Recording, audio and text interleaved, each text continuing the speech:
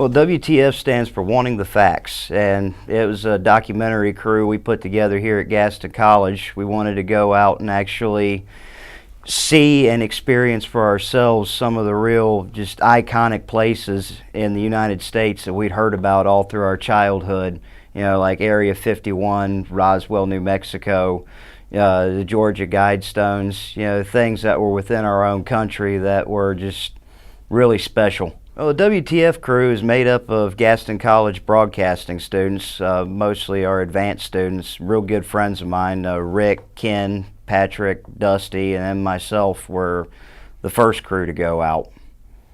The goal for WTF is to go out to find the answers to life's questions. Are there really aliens? Are there secret conspiracies out there? I'm sure there is. Some people do not believe in aliens, some people do. So that's why we're out there going out to find the facts. That's what Wanting the Facts is all about. And hopefully we find some truths and find some answers. So it's like 9 o'clock almost in the morning. We've had our first injury, nice little gash to the knuckle. And we're still trying to pack up and leave. And, but we're all here together. And once we learn Finally. once we learn this system, we'll have it done and ready to go.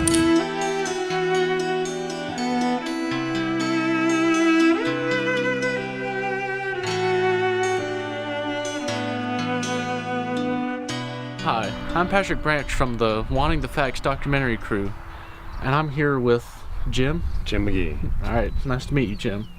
Alright, we're here at the Georgia Guidestones, and what brings you to the Guidestones, Jim? Well, I was mountain biking at Paynes Creek, which is about a half mile away. But I've done that several times and thought I'd come. I knew this feature was here. I'd seen it on television and read about it in the newspaper, so I thought I'd come check it out. You know, it's lots of different languages. I guess some kind of almost like 10 Commandments, some rules on there. Yeah, so I got that kind of vibe too. Yeah, so I thought I'd check it out and see what they said. And you know, they don't really, to me, touch on any one major religion or anything, but just kind of guiding principles of how to live our lives. Thought it was a kind of a Unitarian message. Intriguing thing was I guess the holes in the granite, which probably line up with the solstice or maybe the sunset or something. So obviously went to a lot of lengths to make that happen. A lot of calculations involved. Kind of like I guess you read that about Stonehenge. I'm originally from San Francisco, California, but I'm now living here in Atlanta. So what brought you out to the Guidestones today? I know about the Rosicrucians out in California, and there's allegedly some linkage to that, but we don't really know. So, and then it kind of just all tied back into things I wanted to see here in Georgia while I've been here. There's only one thing that's repeated, and it's I think it's the last statement where it's like live in balance with nature, and it's repeated twice as the last rule on there, and that's always a good sign. We need to do more of that. So, what I expected was kind of not so you know, it's kind of off the beaten path, but now it's also kind of symbolizing exactly what we're talking about is and the encroachment on nature. I've got a cell tower out here to my left, and it's probably the highest cell tower here. And it's great. These things are mounted on the highest spot here in all of the county, except for that cell tower, which is now taller. So, you know, it is an encroachment, and we'll see what happens.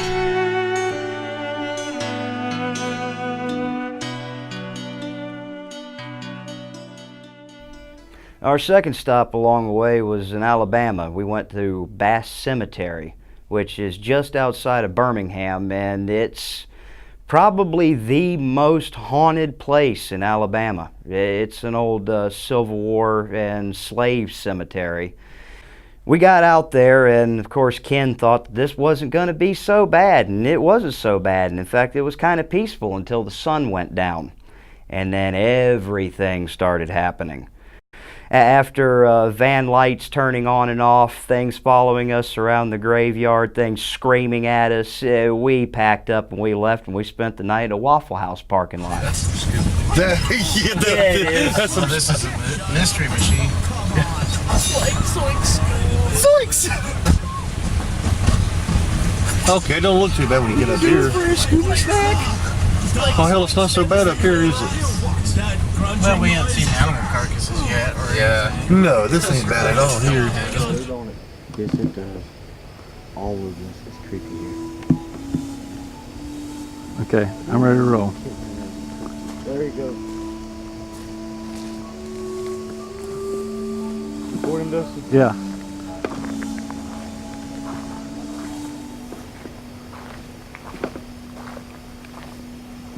All right, lost light.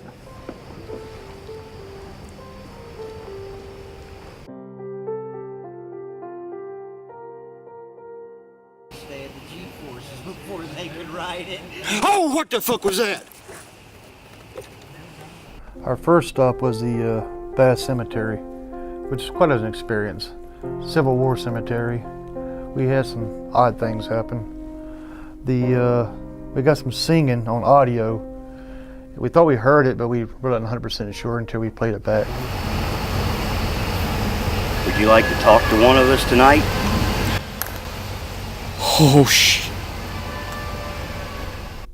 And another thing happened at the Bath Cemetery was there's an animal or of some sort that we could hear screaming in the woods. And in my mind, I could just see a badger or something coming out after Patrick, foaming mouth.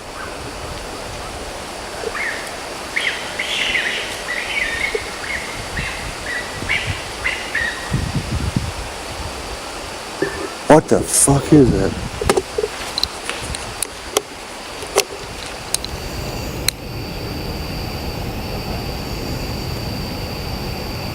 Whoa. The car just came on by itself. Huh? The car lights just came on by itself. That's because you got stuff open. No, they were completely. They were completely off and they just came on by themselves.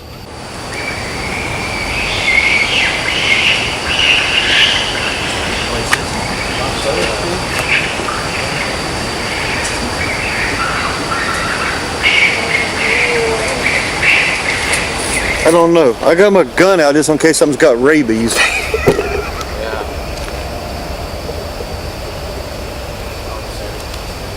Something comes around them woods, it's fucking dead.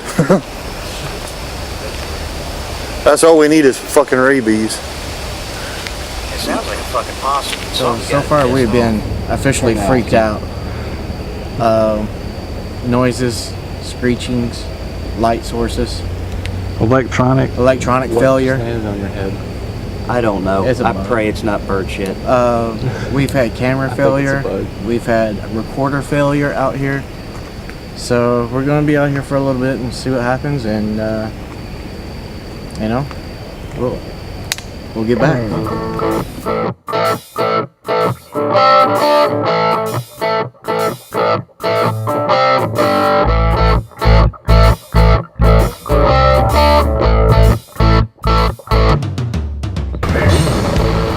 Hey,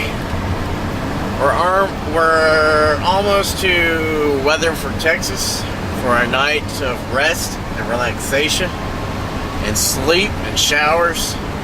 Then in the morning we're off to Aurora, Texas to see and learn about an alien grave that was buried there in 1897. His name's Jose. You want to keep asking it? By the local people in Aurora, Texas, buried an alien there. So we're gonna find out more about that. Look at the plains. It's just beautiful. It is. As the crew gets into Texas, we make our way to the KOA destination, where we set up camp, relax, and watch the sunset over Texas.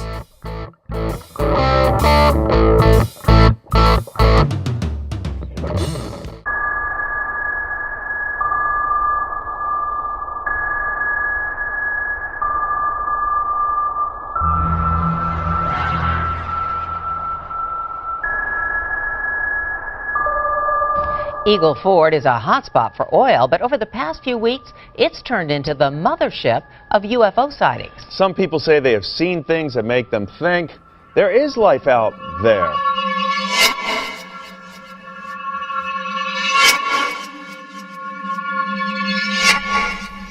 Aurora, Texas, that was another place we stopped at.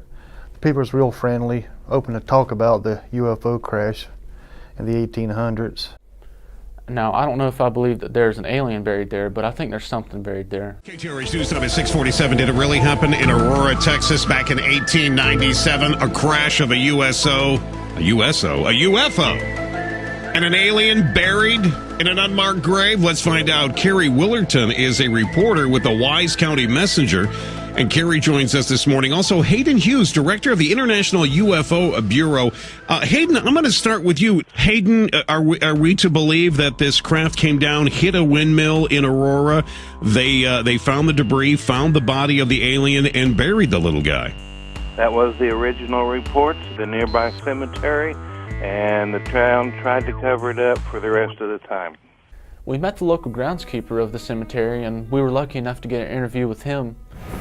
There used to be a marker there for somebody, older markers, like some of those back in the 1800s. Okay. They would have there's a little marker almost about half that big. And somebody had chiseled the name on it for that was before I think how that was. When I bought the land from him, I had 5 acres back there. He sold them before he died. 2 acres over there and 3 down in front of the field, and I sold the last 5 down there to where those kids all the way down there. Okay.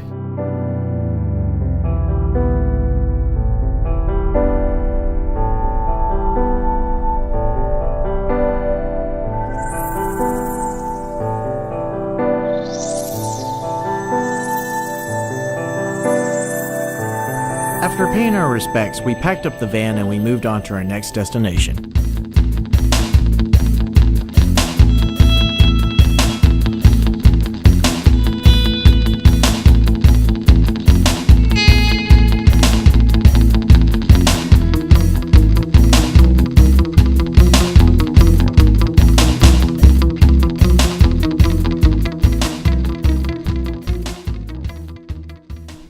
Roswell was kind of like the town that time forgot, out in the middle of the desert.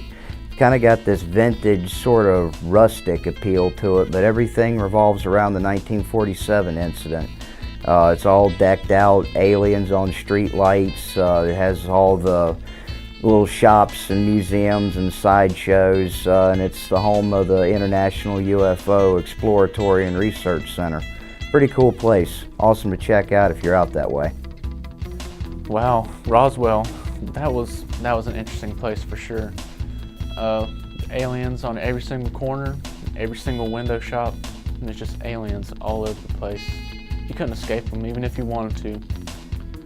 So after we hit up Roswell, we headed up to Albuquerque, and we got to this campsite where it just wasn't comfortable. It was two square places for us to sleep with gravel. I mean, who does that? That's ridiculous. We finally make our way to Albuquerque, New Mexico, where our first stop was the famous address of 308 Negra Aurora Lane, home of Walter White from the AMC TV show Breaking Bad. After we took a few pictures, the crew headed to the local candy store where the famous Blue Sky Meth was made as a prop for the Breaking Bad TV series. The crew got to play with many of the props that were used on set, and we also got to hang out on the RV. We were all sad to leave, but our next adventure awaited us.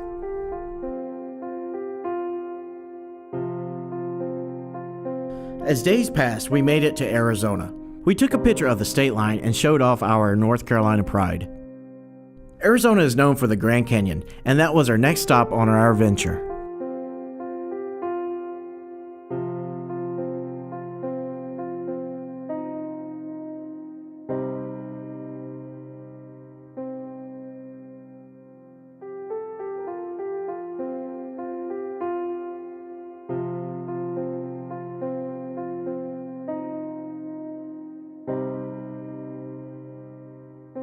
Later on that evening, we stopped at the KOA in Flagstaff, Arizona, where we got some rest and headed out the next morning. Where are we headed to, Rick? Today we are headed to Rachel, Nevada, but we're going to be passing through the Hoover Dam. The desert around the Hoover Dam, that area, the desert's beautiful. I mean, it's one of the most beautiful sights I've ever seen. Tell us what you know about it, Rick. Your voice should come over It holds as a lot of water. It was built back in 1472 by Christopher Columbus? No, by Colonel Mustard. He planned it out in the ballroom.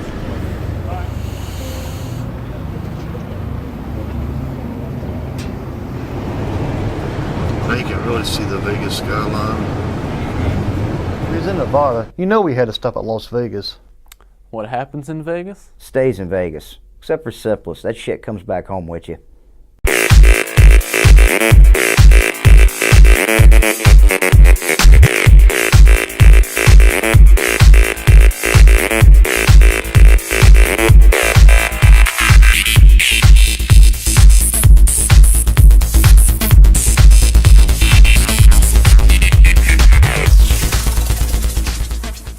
Area 51. Yeah, it's in a little town, Rachel, Nevada, about population 75. It's took a while to get there, down a long road, just out in the middle of nowhere, full of desert. But it's definitely an area of interest. You know, you see some interesting people. We met some interesting people out there. I saw some government officials in the bar. A dude dressed all in black with, you know, all his gear. It was pretty wild, wondering what he was looking for, you know. We were outside of Las Vegas, Nevada, when we found the famous Highway 375 sign covered in stickers. Some say the highway got its name due to it being a UFO hotspot or its linkage to Area 51. After traveling 140 miles, the crew reached Rachel, Nevada, home of the Little Alien. A cozy little rest stop where someone can enjoy a meal, get a cold drink, and even swap UFO and alien stories. The Little Alien is located just 12 miles outside of the U.S. secret military facility S4. Even though base security was not seen at first, they knew we were in town before we even started filming.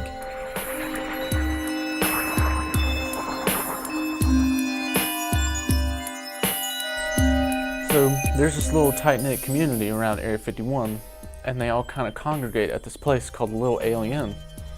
And it's this great place to get a meal if you're traveling from point A to point B and you happen to cross Area 51. And you can almost see Area 51 from the Little Alien. And I wish we had seen more when we were there, but just the people that we met, that was worth going. You come out here for what? For what purpose? Do you like the peace and quiet? It's a nice ride. Do you love the food? The food's great. The food is great. I had dinner here earlier and it was great. The rooms are nice. Mm-hmm. It's nice and quiet. You know, we just talk about the aliens, everything. You see the stars and. But it blankets the sky, doesn't it? Yeah, the stars. it's amazing. And sometimes Beautiful. you see planes. Sometimes. Now, talking about planes, what else do you see in the sky here? Nothing. Sometimes he know more. I'm not, like I said, I come out here. If you do see it, you do. Sometimes. Yeah. There's nothing. Sometimes you'll hear things. Right. What about you? Well, I don't know. Well, they have a test site that's not too far away, so I like to think that they're, you know, I mean, there's a possibility that, yeah, maybe, I don't know. I see a lot of jets during the day. Helicopters, jets, and stuff like that. All right. Not so much helicopters, mostly jets flying over. All right, I'm here with Morgan, the bartender here at the Little Alien. Hello. Hi. All right. We just got here. We had delicious food. Good. And the service is great. Thank you. Absolutely. Now, how long have you been working here? I've been here about 2 months now. And how did you find out about this place? I found it because I was lost. I was living in an RV with my husband at the time. We were driving down the road going from Reno to St. George. We weren't sure where we were at. And from the top of the hill over there, all we saw were lights and a big flying saucer. And as we drive closer, we see that it's a restaurant bar. And I'm going, this is quirky. This is really weird. I've got to go check it out. Since you work here, I'm sure you get all kinds of customers. Mm-hmm. Tell me about some. Oh, we got all sorts. Besides us. Yeah. You want specifics? Do you get movie stars? We do. I have not been here for any of the movie stars. I've only heard stories. We get geocachers from around the world. They Right. want to just check it out and see what's out here. You get people who are hiding from the government or running away. They're absolutely paranoid, thinking that something's going to happen to them specifically, so they stop here for a night and tell you their big story. Oh, wow. You get people who are convinced they've been abducted by aliens and they want to come out and find the truth. You've got people looking about the aliens, UFOs, trying to figure those things out. And then you have your basic, I'm going home and this is on the way. Right. Now, the big question is, what do you believe? I think there's been other races from other planets here for a long time. Do I think the lights I see in the sky are them? I don't think so. I think a lot of that has to do with new technologies that have come out. It is an experimental Air Force base. Right. So even though I don't recognize it as technology that we have, doesn't mean that we haven't had it for the last 15, 20 years. What do you hope to see one day? Everything. Everything? I want to know what's really going on. Have you ever got curious about like, wow, do you ever go out to the back gate or anything like that? Or? I've gone back there. There's just nothing to see. I mean, you get to see the gate, the guard check, you know, all the signs, but everything that's really in base is on the other side of the mountain. Right. So you can't see what's really going on. There is people that work in Area 51 that come out here to eat. Yes. Stuff like that. Do you see those guys? Mm-hmm. Do you know them personally? Do they say their names? They or they don't go by Mr. or? They don't say their names. They kind of try to hide the fact, I think, that they're service. And so a lot of times you only recognize them by their walk and the fact that they've got a lanyard on that they tuck into their shirt. And at that point, you just kind of know who they are and don't ask, don't tell as far as what's going on there.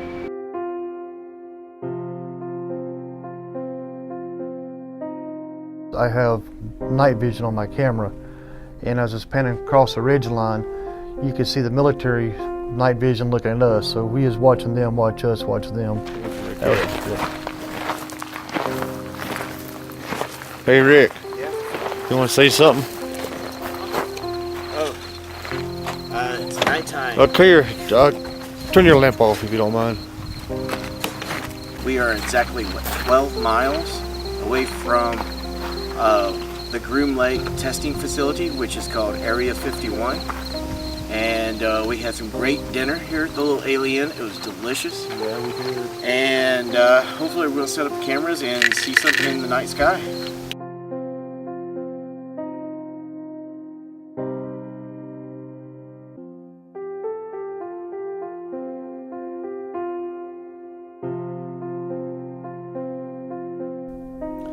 I was outside of Area 51 in Rachel, Nevada, and I was listening around on my walkie-talkie, and I picked up some clicks and chatters from the base, and all of a sudden it started coming in clear with full conversations about the camo guys that worked there at Area 51. They were watching us as we moved around the town out in the desert.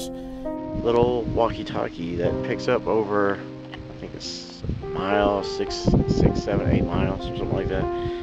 And I've been listening, and it has a weather channel on it, and it does not pick up the NOAA weather on it, but it does pick up random little clicks and chatters on it. So I'm guessing that's from the base. Let's take a listen to it right now.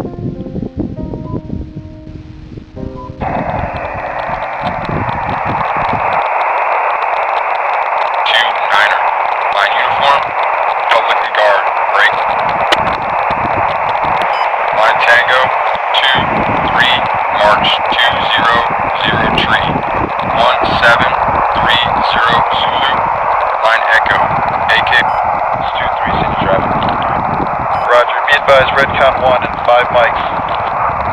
And a little bit of information about camo guys, if you're wondering, they are the guards that work and the soldiers that work there at Area 51 to keep the security, so nobody will go crashing through the gates or walking onto the base, you know. So they have these guards, and people work their Area 51 all over the country, so they fly into McCarran Airport in Las Vegas. Then they take these special planes called Janet flights from the Janet terminal outside of the airport there in Las Vegas, and then they fly into Area 51, or they take these buses from that terminal all the way out to the base. And these guys and workers go back and forth. This famous mailbox is thought to be the letter drop for the top secret military base at Area 51. It is located 20 miles from the Little Alien and is a popular stop for skywatchers traveling through the area.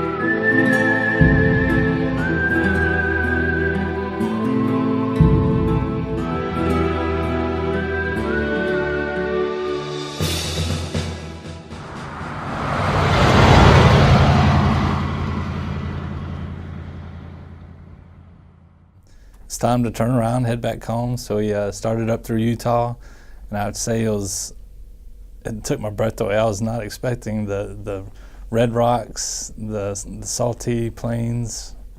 It was gorgeous. You know, it was a nice ride through there. Went through Colorado, stopped at a little town, Glenwood Springs, I believe it was. It's a little town, just looked like it was cut into the middle of a mountain. It was gorgeous, and I can't wait to go back there.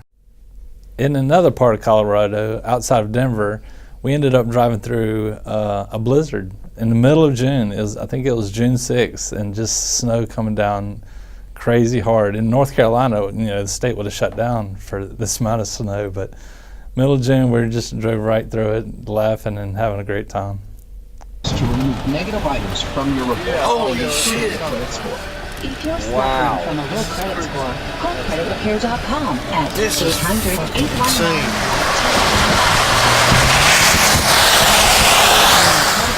And how to improve it. For over 15 years, we've been helping thousands.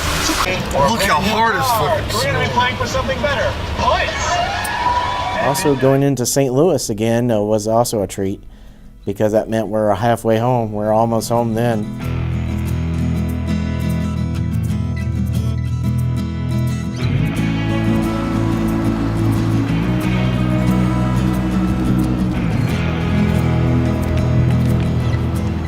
Rick, tell us what you know about the arch in this area.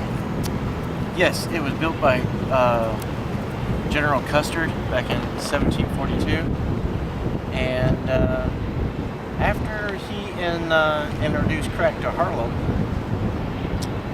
You know this is going to go on Facebook tonight, don't you? Just kidding. I don't know.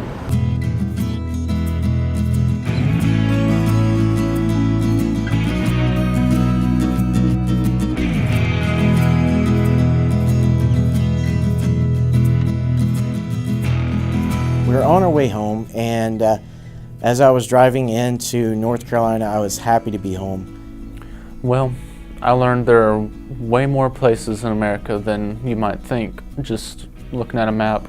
America's not small by any means, but compared to other places, it's pretty small. But there are some strange things happening. And finally, it was back to North Carolina. It was a little bittersweet. It was just because I had such a great time these last 2 weeks. But it was good to be home too, missed my bed instead of sleeping in tents or the van. Definitely an epic trip.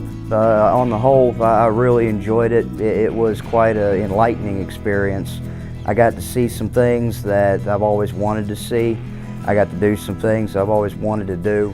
Learned a lot of things about some people that I work really closely with that I'll never unlearn. And definitely looking forward to doing it again. The trip was interesting. About 2 weeks in a van with 5 guys. There was a time it smelled like straight up ass. But got to meet a lot of unique people on the way and got to see some sights I haven't seen before. Crossed a few things off my bucket list, such as Area 51. And I've been across the country before, but I forgot how just wide open the spaces were. And I'd like to do that again someday.